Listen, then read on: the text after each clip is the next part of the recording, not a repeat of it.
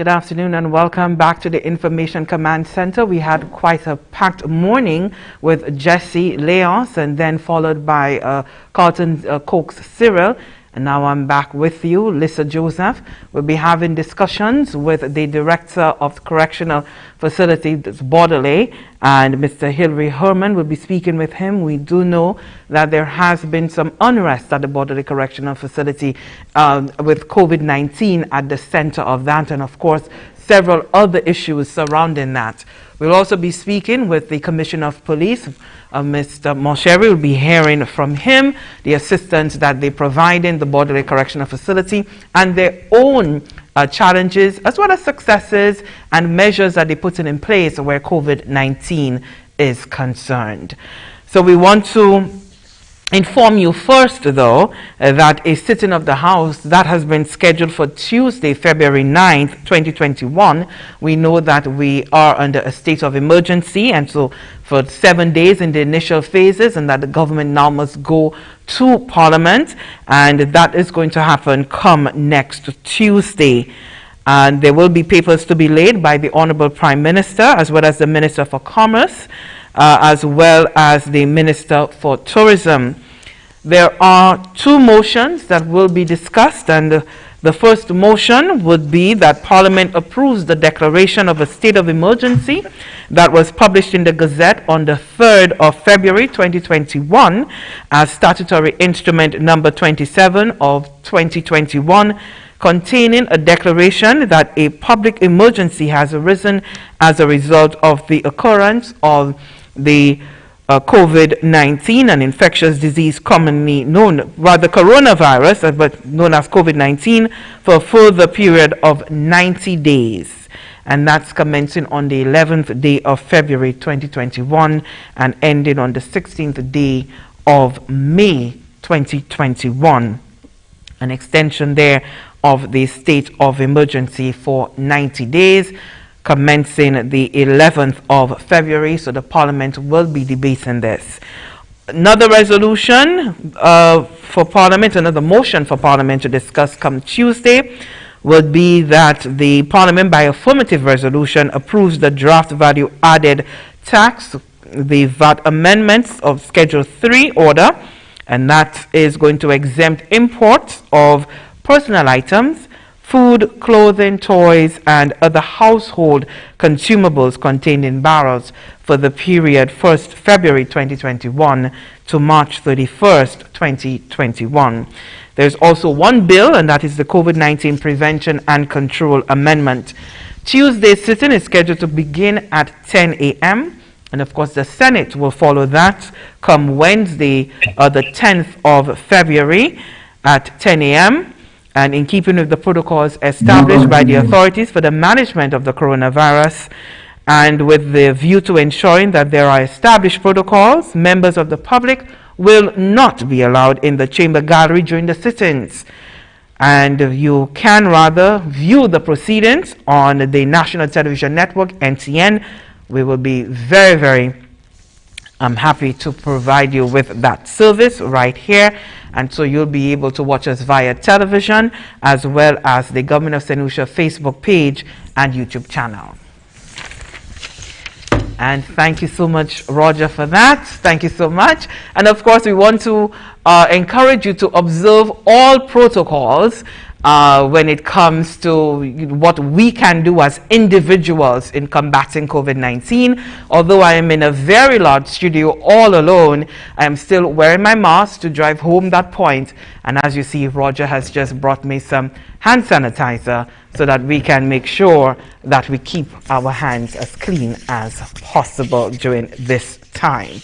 So, and don't forget that the Office of the Prime Minister has launched the Mask On Challenge, and I'm seeing lots of TikTok videos out there, and I do hope that you have submitted and you're participating, and that the campaign is also encouraging you to keep that mask on as much as possible, and especially in the spaces that you ought to, because there are certain spaces, if you are alone, you are at home all alone, you don't necessarily have to mask up If you are out exercising and you are alone, or you are with just one other individual and you can socially distance, you don't need to wear the mask while you are exercising or you're taking a long walk. But certainly once you are amidst the groups, you are to keep that mask on. And now let's say good afternoon to our guest, Mr. Hilary Herman. Can you hear me? We have him joining us via telephone. He is the Director of Corrections. Yes, ma'am. Good afternoon. I'm right here. Thank you so much, and it's great to be speaking with you. I know this may be a time of tremendous pressure for you and your staff at the Borderley Correctional Facility. Yes, ma'am.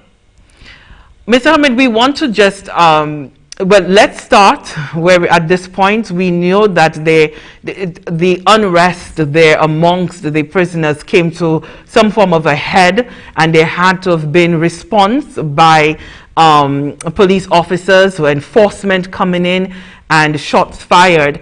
Can you give us a sense of what's happening as we speak at the prison? How calm is the situation at this point? Yes, I think calm is probably a good choice word. It is very calm. I think the inmates underestimated what the expectations of that of taking over the unit was. They saw themselves as 300 odd inmates with a handful of maybe 30 officers, and they underestimated it. And that is the pretty much the word on the ground now. They really underestimated the power of that team that came in. And so the follow-up question would be, Mr. Herman, why did it have to get to this point? Because one would have thought that perhaps the authorities, you and your staff, would have seen this coming. It's not your first rodeo, by the way, when it comes to such situations. Did you anticipate that there would have been the need for force?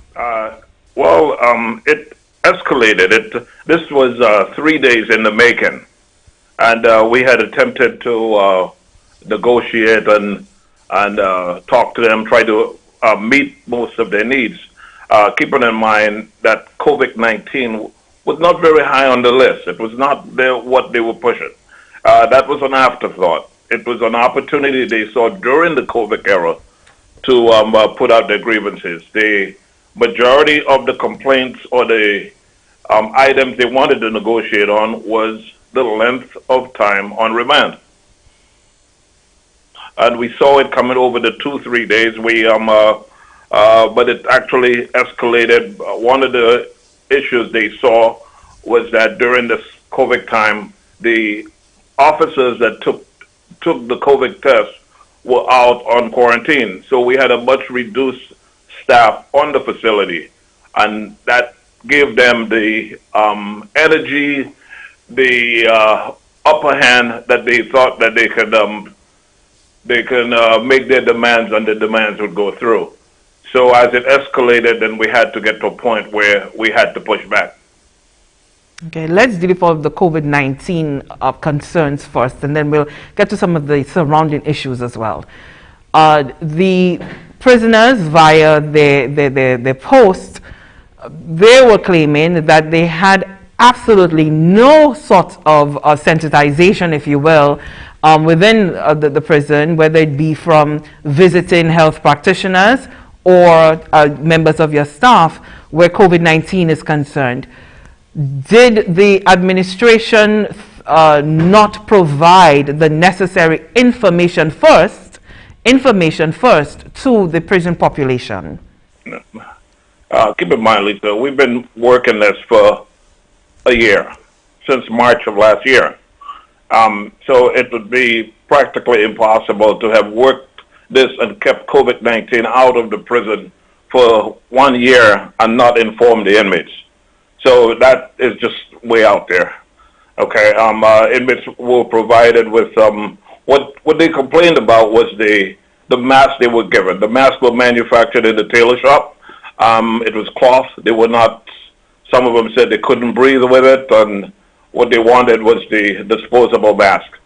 And of course, with 500 odd inmates, if we were to give every inmate a disposable mask or 2 disposable masks every day, if you were to do the math, you would see what we would have to go through. So in trying to keep the cost of maintaining that particular venture, we had the mask made in the tailor shop. Okay, so the idea that they were unaware of it for 1 year, and we were able to keep COVID-19 out of the prison for almost a year, it's just far-fetched. But at least and I think these are legitimate concerns of not being able to breathe and with particular mask, because even people are on the outside, even I have had difficulty in coping with the wearing of the mask and perhaps the material used to make the mask. Was there ever consideration that we could have given at least the cloth mask along with at least one of the surgical masks? Well, over the year, there was some surgical masks, but like I said, the cost of the mask, you just couldn't maintain that cost. So there was some time that they had it, but they did not all have it. Some units did, some units didn't. It mostly depended on the quantity available, and how it was distributed was just who needs it at the time. Keeping in mind there was no movement in and out of the facility. We had stopped all visits. There was no introduction of any new person. Any new person that came into the facility went into the quarantine area for the first 14 days, and after they were sent to general population. So there was very little movement on the facility. So we were able to keep the COVID-19 out of this facility for almost a year. Okay. So we did some things right. And the staffer that tested positive, that started all of this, that individual, as we've understood, works in the kitchen Correct. Staff. Yes.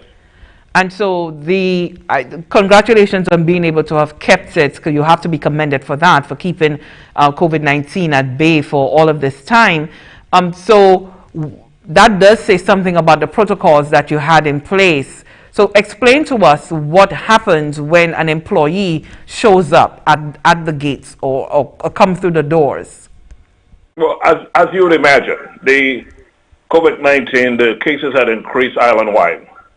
Every single member of our staff lives in those same communities that had the widespread. So it was inevitable that COVID-19 would get into our prison. Just when and how. Okay, we did all of the necessary protocols. We have all the hand washing stations. We have the sanitizers. We have the mask. However, the reality is we changed from a 3-shift system to a 3 8-hour shift system to a 2 12-hour shift to reduce the amount of movements in and out of our prison. So by limiting the amount of movements, it reduced the chances of COVID-19 being introduced. However, because the cases multiplied across the island, it also affected our staff who lives in those communities. So hence this incident occurred, and of course we thought it was isolated in the kitchen. We tested all the inmates in the kitchen. Of the 23, 24 inmates that worked in the kitchen, we ended up with 8 positives.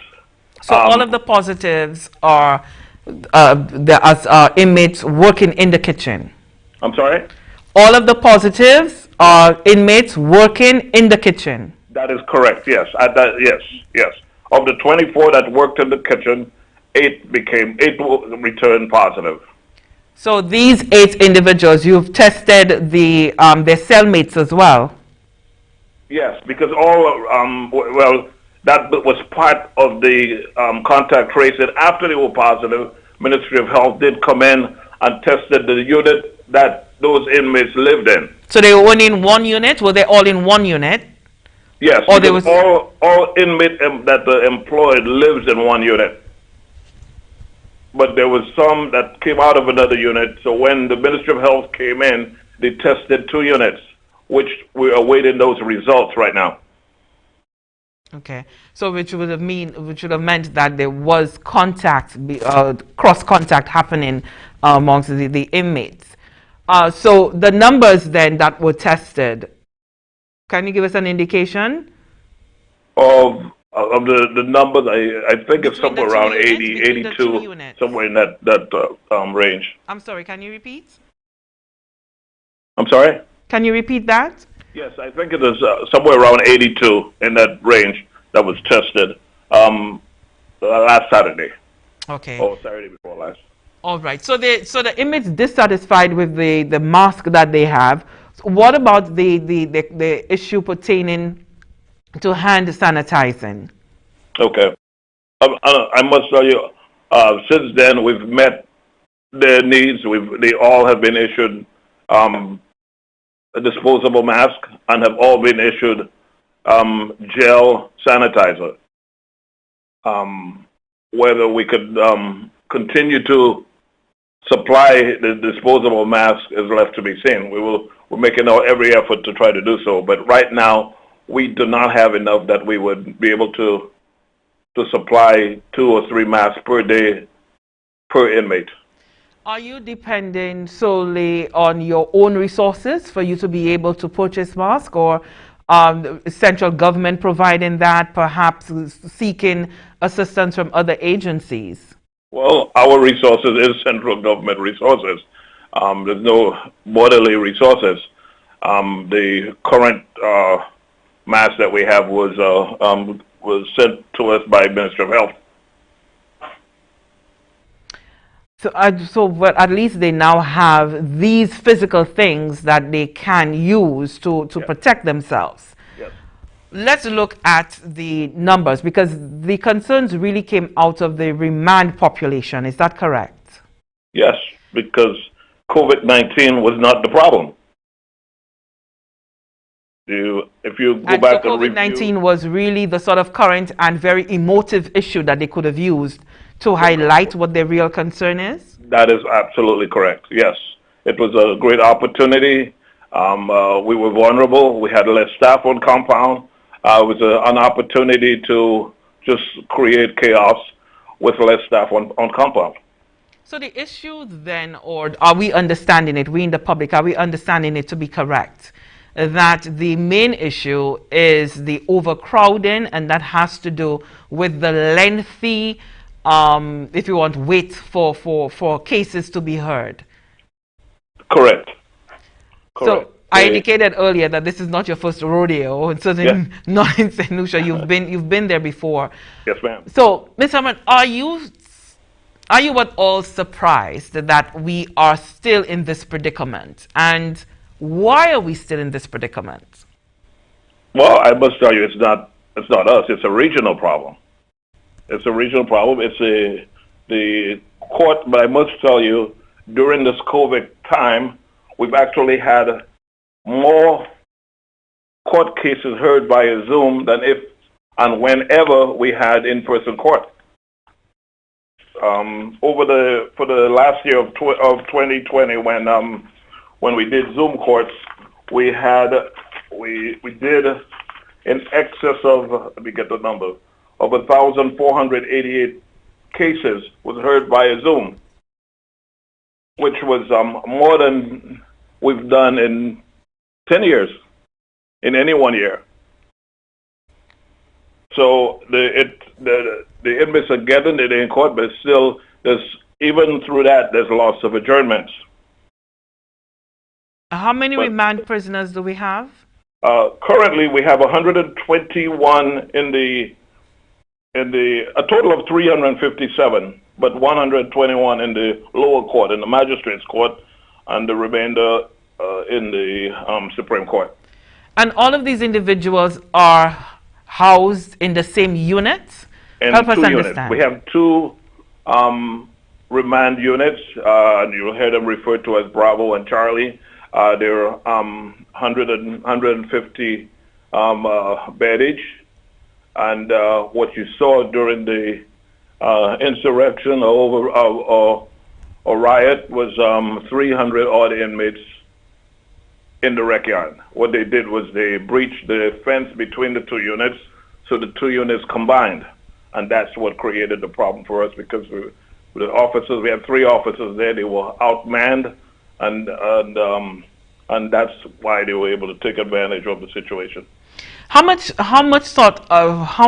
can the physical distancing can the prisoners do? That cannot be done.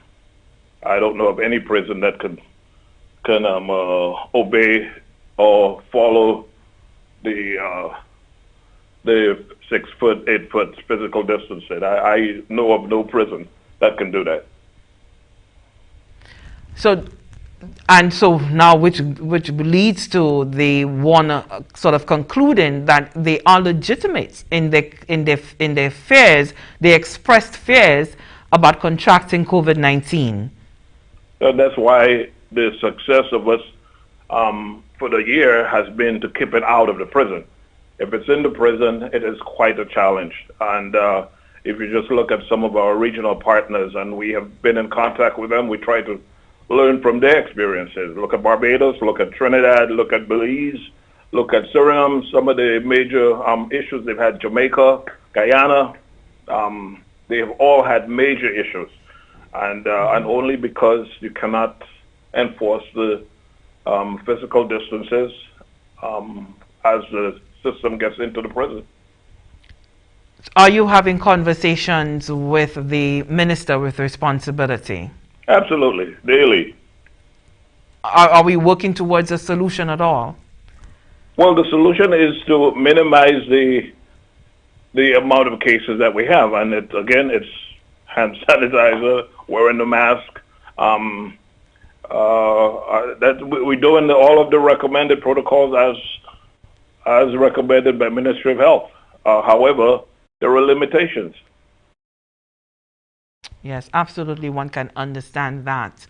And with respect to the prisoner who has passed, I'm sure that was a terrible time for you, the staff, and the wider prison population to have heard of the passing. Absolutely, absolutely. And Mr. Matthew McFarland was an inmate that worked in the kitchen, 56 years old. He was one of the 8 that were confirmed positive. And last week he showed symptoms. We had to take him to the respiratory hospitals, Victoria Hospital. And day before yesterday, received a phone call that he was not well and that he had passed away. So sad it is. Yes, but it's the reality of what COVID-19 can bring to bear on us all. Yes. With respect now, we're winding down. With respect to the ability of the prisoners to have the cell phones, again, I say it's not your first rodeo. That has been a perennial problem, not just in St. Lucia, but worldwide. Yes, ma'am. The access to cell phones. But the bigger question is their ability to be able to have, whether it be sufficient data or use of internet connection. Have you been able to determine how this has happened? Well, keep in mind, even since the incident, we've searched and we've collected several phones. We pick up hundreds of phones on a yearly basis, hundreds of devices on a yearly basis. It's a challenge for all prison administrators. Where there is a demand, someone will supply it. Packages are thrown over the fence. There's many different ways that these devices come into our facility. There is technology out there that can block the signal. We're currently, since this is highlighted over the last week, I think we're now talking about trying to get some of this technology to block the signals and do some of the things we need to do to avoid particularly the live streaming. We will continue to try. Again, these technologies are very expensive, very, very expensive, and they have limited lifespan because as the technology improves, the scrambling devices become obsolete. So whatever equipment we buy today, in probably less than a year, it will be obsolete. So that's why you have not been able to make those kind of investments in it, because of the reality. Yes. And we're going to end where we started. Calm has returned to the facility. And as you indicated that there was discussion and you've provided the sort of supplies that the prison population needs. Once you spoke with them, what is the mood now amongst the prison population? Well, the mood is calm only because of the what it ended up being. However, the main issue, as I said, was never COVID-19. The main issue is that they would like to speak to a judge. They want the magistrate. They want someone to come to talk to them about the court dates. Why are they spending so much time on remand? And that will not go away. That has always been there. It will always be there. They're at a point now they don't even want to talk to me. I go in there to try to talk to them. They don't even want to talk to me. You know, so they really want the time on remand to be reviewed. Now, I must tell you, I was advised that a new judge was recently appointed, and that Cabinet has also approved the one judge, no jury trials, and we're hoping that will help when it's eventually implemented. And yes, you know, because that should be a more fast tracking of a process. Right. So we look forward to that. We're happy that has been done, and we're looking forward to it. Just before you go, Mr. Herman, the sort of mental and emotional state of the inmates, because now they really can't see, they can't have family visits. So how are they coping, not being able to have that sort of contact with family members? Right. Is that something they've expressed to you and your staff? Oh, yes, absolutely. And we're interested in that, because I will tell you that inmates who get regular visits are better behaved inmates. Inmates that stay in contact with their family are better inmates. So we would try to reinstate visits as soon as we can. We attempted to go virtual visits, but we had some issues with on the technical side. I'm told that the bandwidth is too low. As you realize that I couldn't join you on Zoom, by Zoom, because it's a problem that we have within our area, that it's either the voice or it's a picture. So we're trying to resolve some of those issues, particularly with so we could do virtual visits. At least for now, we have no idea when we can resume in-person visits, but at least start the virtual visits. And the sooner we could do that, the better for us and better for the inmates. Absolutely. Thank you so much for your service, Mr. Herman. Thank you very much for agreeing to having this interview. I know it's a very busy time for you, at least for us to be able to give the general public an insight into what really is going on. And we do hope to speak with you soon. Yes, ma'am. You're very welcome. You're very welcome. Thank you so much. You're welcome. Anytime. On the phone there with me, the Director of Corrections at the Baudelaire Correctional Facility, Mr. Hilary Herman. Stay where you are, because right after this very short break, we'll be speaking with Police Commissioner, Mr. Severin Monchery. Overnight, growing national unrest. Society, a digital cashless society, one world currency. A vaccine for COVID-19. Droplets COVID patient virus. Macy's iconic flagship. Virus COVID-19. Track the coronavirus. Everybody vaccinated. There's over on the corona pandemic. The opposition stay to the lockdown. An infected conspiracy theories about the coronavirus. Bizarre claims. It's about the origin of COVID-19 hidden from the rest of the world. And the Chinese.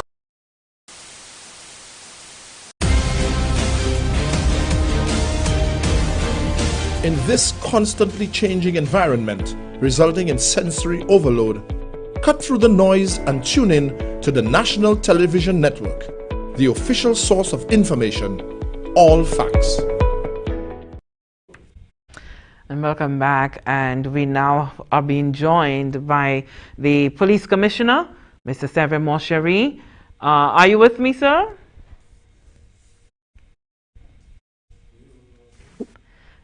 Good afternoon, Mr. Monchery. It's good to see you. Can you hear me? It's good to be on also. I can hear you clearly. Okay, wonderful. Thank you so much for taking the time to speak with us. And as I was just saying to the Director of Corrections, I know that it is a very difficult time.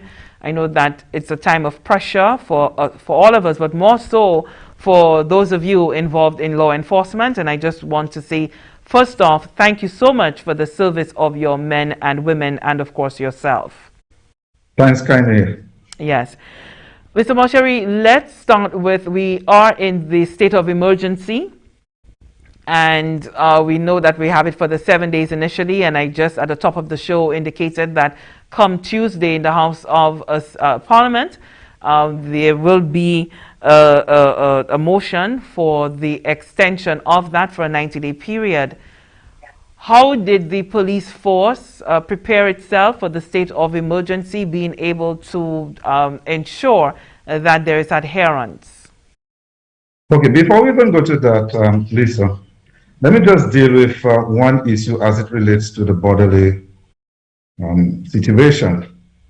Because I've been hearing a lot via the media. And I want to clear the air on one thing. Police officers were called in after it was felt that the situation had gone out of hand.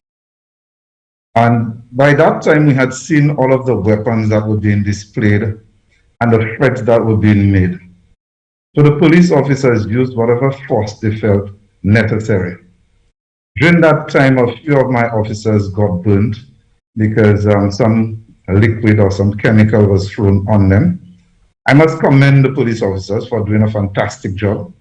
They have my full support as it relates to what went on.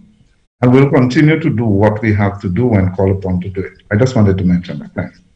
Yes. In relation to the state of emergency, we had discussions prior to the state of emergency being announced. We had discussion with the Prime Minister, ministers, and other high-ranking officials. And we also, as an executive, met to at least decide the way forward during that state of emergency. It is something we believe that will assist us in performing our duties and will help in curbing the spread of the COVID-19. Yeah, because we have, there have been one or two people indicating that they, once the 7 o'clock hour is hit, and one or two individuals have been out on the road, that they've actually been stopped by patrolling officers. And so there is that absolute sort of zero tolerance coming from the police force, or if you want, boots on the ground to ensure that there is adherence to the curfew. Okay, that is so because, you see, we've done everything we could. We've pleaded with people. We've asked people to cooperate. We've asked for people to adhere and follow the protocols. And I think the time has come for, if you want to use the term, hardcore policing and hardcore enforcement. I must say for the last 2 nights, people have been reasonably well behaved as it relates to the city. However, in some of our districts, we've not been getting full adherence. But we will continue to police it. We will continue to have boots on the ground and ensure that people do what they have to do. Give us an idea as to the latest statistics concerning enforcement. As you indicated, that sometimes adherence, cooperation is not always the best. We have heard that there have been a number of individuals who have been arrested, those who have been charged. Do you have any statistics on that to provide us? Okay, since December 27th to the 4th of February, we've had 118 business operational breaches. We would include business places not having sanitizer, people not wearing masks, and so on. And of this, of the 15, at least 15 people, of the 118, at least 15 were arrested and 1 person convicted in court so far. Breaches of home quarantine, we've had at least 10 cases where persons have been arrested. Home parties, we've had at least 2. Minibus breaches, that is minibuses carrying more than the 10 passengers. We've had 158 reports. In terms of individual protocol breaches, we've had 638. And of that, we've had 3 arrests. 8 persons were arrested and they were convicted for failing to wear masks. And the fine ranged from $250 to $500. 22 persons were warned for not wearing their mask properly.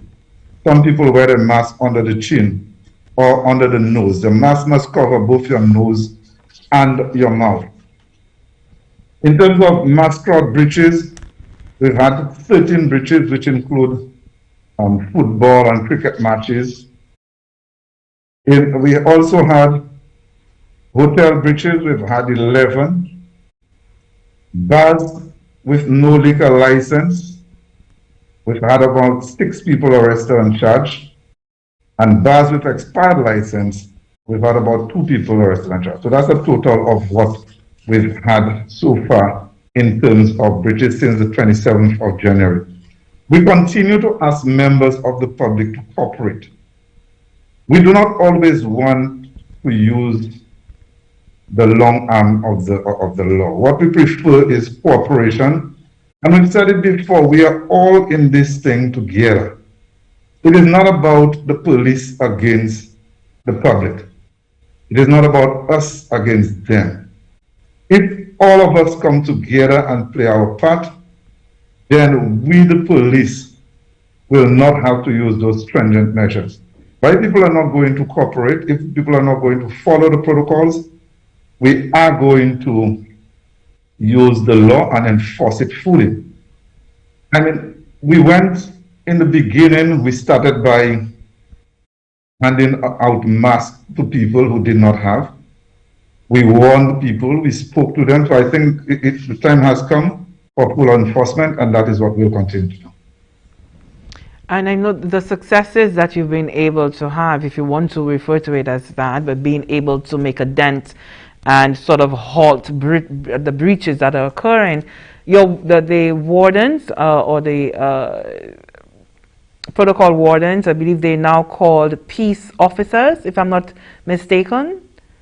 They are peace officers. They've always been called peace officers. And they've helped significantly. However, I must continue to thank the hard-working officers of the Royal St. Lucia Police Force. And one of the things that we've seen lately is that we've had a few cases within the organization. And notwithstanding that, our officers, they've continued to persevere. And I want to thank them and ask them to continue the hard work they're doing. As we speak, some of my officers who've contracted the disease, I wish to at least wish them a speedy recovery. We are there with them. We'll continue to give them full support. And it is not that you've done something wrong. In most instances, some of them may have contracted it whilst trying to assist their country. So I wish them a speedy recovery. In terms of the peace officers, they've done a fantastic job. And I continue to urge them to do well. And in so doing, act professionally at all times. One of the questions that is asked, do they have powers of arrest? They are peace officers under the Police Act. And they have the same advantages, the same privileges, and the same powers that any regular police officer would have. But they've done a fantastic job, and I continue to urge them to do well. But in everything you do, you should continue to act professionally. And they're still operating with the assistance of senior police officers, a supervisor, because while they may have those powers, but certainly they are not seasoned. And I know that the interaction with the public can be a bit rough, as we saw quite recently, where there was that sort of a confrontation or scuffle with members of the public while they were trying to do their duties. So how did you receive that the video that was viral? First off, and how have you been able to reinforce for the security of the peace officers as well as being able to have them to execute their duties? Okay, first of all, let me highly condemn what I saw in the video. I don't want to say too much on it now because the matter is under investigation, so I will not want to comment. But from what I have seen, I have always said that there is always a before, during, and after, so I don't want to comment too much on it. But from what I saw, I want to highly condemn the action of the members of the public, and the matter is under investigation. I met with the wardens at every station that they work, because we have them across the island at every station. This Tuesday past, I met with all of them. I reassured them of the support of the force to them. I continue to ask them to be professional in all that they do and to always put their safety, their health, their safety, and their own security first. So we've had discussion, I've had discussion with them, and we continue to urge them and encourage them. It is sometimes difficult, especially in the city, to always have a senior police officer with them because of the numbers. And due to the measures that we've taken at most of our stations, because we do not want, if there's an outbreak, that we have to just close down our police station. So we try to avoid that. So it is difficult because of the numbers we have to always have a senior police officer with them. But as much as possible, we try to have them work alongside a senior officer. Whilst you are dealing with COVID-19 and ensuring that there's public adherence to the protocols and businesses adhering to the protocols as well, you do have what is considered to be your regular job, which is crime fighting. But yet, despite all of the pressures under COVID-19, we've been able to realize a reduction in overall crime. Okay, for the year 2020, we saw an overall reduction in serious crimes of 18%. And whereas homicides increased, serious crimes on the whole decreased. And we're talking about burglaries, robberies, assault with firearm, and other firearm-related offenses. So I must say that notwithstanding having to deal with the pandemic, we have done what we had to do, and we've done it well. And I must thank the executive and the other members of the Royal St. Lucia Police Force, because they continue to do a tremendous job amidst the challenges that we are faced with. And you mentioned there the rise in the homicide rate. Has there been any sort of analysis done by your office, the department, regarding that in terms of what may be fueling the numbers of young men and women now who are falling victim to homicide? I think one of the major problems we have is a lot of these homicides are gun related. Because it is gun related, well, firearm is the preferred choice. We think it may be because of the proliferation of firearms into St. Lucia, that whereas before one would have had a fist fight or may have stabbed somebody, now because one has a firearm and the firearm is available, people are using those firearms. We've started some work on that with some organizations, and we are hoping that at least that would bring some sort of a little gap and help us reduce on the number of killings we have in St. Lucia. It is something that we have to use a combination of policing techniques. We have to depend more on intelligence and go into intel-driven policing.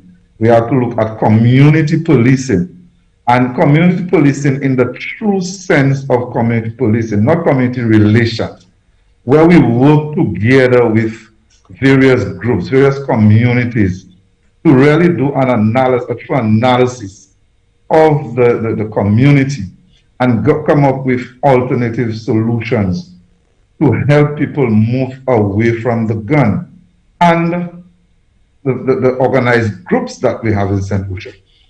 If you are going to tell people that, look, you should not be part of a group or you should not be on the block, you need to have something in place to be able to tell them, well, okay, look, you should not do this. This other thing is available to be done. So it has to be a holistic approach. It is not just the police. We have to work with other social groups. We have to work with Ministry of Health, Ministry of Education, Ministry of the Sports, and various other agencies to ensure that when we, the police, move in and we do the hardcore policing, we do the hardcore enforcement, that there is something that people can turn to, something that is available to be done. And these are the things that we are looking at. And as you say that, it comes to mind, I remember that in conversations with senior police officers over my career, one thing that I've always been told is that crime is not a policing matter, it's really a social issue. And so with you saying that, it really drove home the point that we need to be able to have those social interventions as well as the law enforcement in order for us to realize the gains that we want when it comes to crime fighting. And I know that there's a project yet to be launched, but I know that some aspects of it is underway. And you mentioned some of the ministries, and I know that the Youth Empowerment Project is something that sort of encompasses exactly what you're referring to, and that is taking place under the Ministry of Social Justice and Equity. You have a partnership going on there? Yes, we've had discussions and we'll continue to have discussions because these are some of the things I think we can use to move forward. We are also collaborating with Rise St. Lucia Inc. and other groups in the different communities. And also through our community relation branch, we are working with some of the communities to help form and have in place different neighborhood watch groups and also work with the youth in those areas, that we have something else. We offer them something else that they can turn to, not just tell them, oh, look, move away from crime. Yes, it is good to tell them that, but you need to have something to direct them to. And that's why we are collaborating with any agency that we think can help us achieve that. I want to thank you so much, Mr. Severin Monchery, the Police Commissioner. Any parting words? Because as we will be moving into next week, Tuesday, and the extension of the emergency, state of emergency, the curfew for another 90 days, certainly this is going to be one for the police force where you would have to deploy the resources and ensure further adherence to the COVID-19 protocols. Any parting words for members of the public as well as your officers?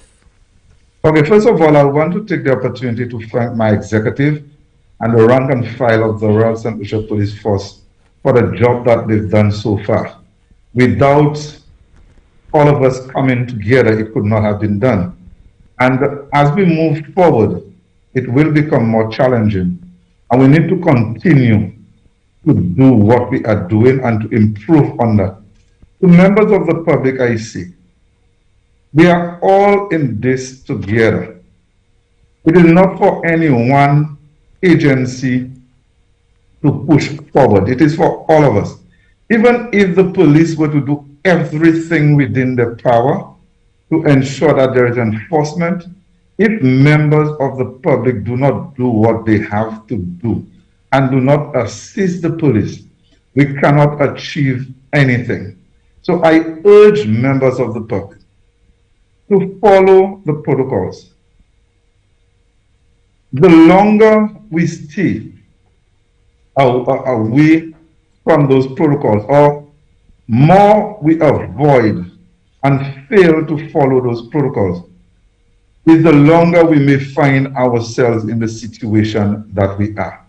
We need to all come together. I ask that people at least assist the police, cooperate with the police, play their own role in terms of trying to make sure that we get to some semblance of normalcy in St. Lucia. We do not want just to come and impose things on you. We do not want to get to the point where it is just hardcore enforcement.